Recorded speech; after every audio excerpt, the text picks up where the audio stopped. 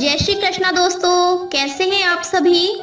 दोस्तों आज मैं आपके लिए अजा एकादशी व्रत कथा लेकर आई हूँ।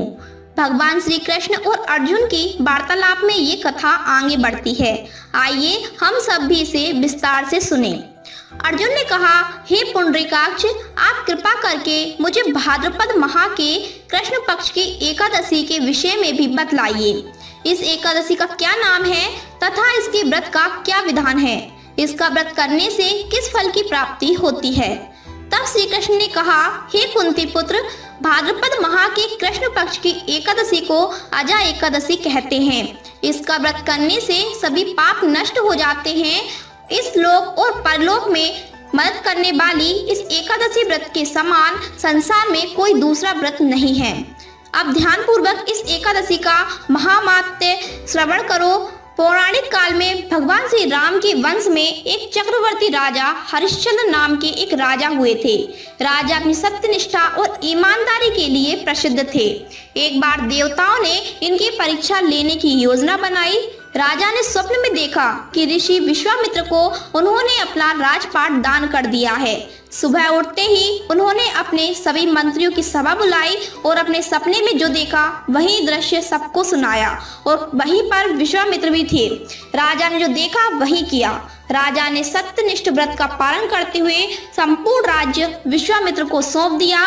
दान के लिए दक्षिणा चुकाने हेतु राजा हरिश्चंद्र को पूर्व जन्म के कर्म फल के कारण पत्नी, बेटा और खुद को बेचना पड़ा। हरिश्चंद्र को एक डेम ने खरीद लिया जो शमशान भूमि में लोगों के दाह संस्कार का काम करवाता था। स्वयं वह एक चांडाल का दास बन गया।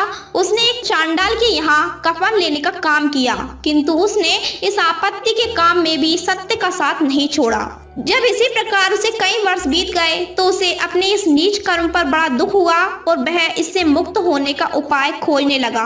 वह सदैव इसी चिंता में रहने लगा कि मैं क्या करूं, किस प्रकार इस नीच कर्म से मुक्ति पाऊं।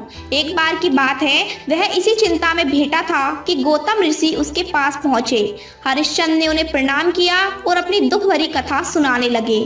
राजा हरिश्चंद्र की दुख भरी कहानी सुनकर महर्षि गौतम भी अत्यंत दुखी हुए और उन्होंने राजा से कहा, हे राजन, भादो माह के कृष्ण पक्ष की एकादशी का नाम अजा है।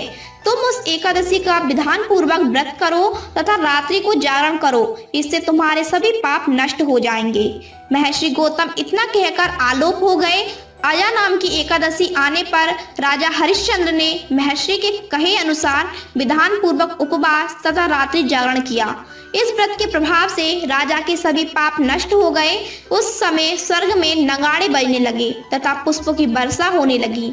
उन्होंने अपने सामने ब्रह्मा, विष्णु, महेश तथा देवेंद्र आदि देवताओं को खड़ा पाया। उन्होंने अपने मृतक पुत्र को जीवित तथा अपनी पत्नी को राजसी वस्त्र तथा आभूषणों से परिपूर्ण देखा। व्रत के प्रभाव से राजा को पुनः अपने राज्य की प्राप्ति हुई। वास्तव में एक ऋषि ने राजा की परीक्षा लेने के लिए यह सब कौतुक किया था, किंतु अजा एकादशी के व्रत के प्रभाव से ऋषि द्वारा रची गई सारी माया समाप्त हो गई और अंत समय में हरिश्चंद्र अपने परिवार सहित स्वर्ग लोक को गया। हे राजन, यह सब अजा एकादशी के व्रत का प्रभाव था। जो मनुष्य इस उपवास को विधान पूर्वक करते हैं तथा रात्रि जागरण करते हैं, उनके सभी पाप नष्ट हो जाते हैं और अंत में वे स्वर्ग को प्राप्त करते हैं। इस एकादशी व्रत की कथा के श्रवण मात्र से ही अश्वमेध यज्ञ के फल की प्राप्ति हो जाती है। तो दोस्तों, ये थी हमारी आज की प्रेरक कथा। उम्मीद करते हैं आपको कथा पसंद आई होगी। फिर मिलेंगे एक नई वीडियो में नई कथाओं के साथ। तब तक के लिए नमस्कार।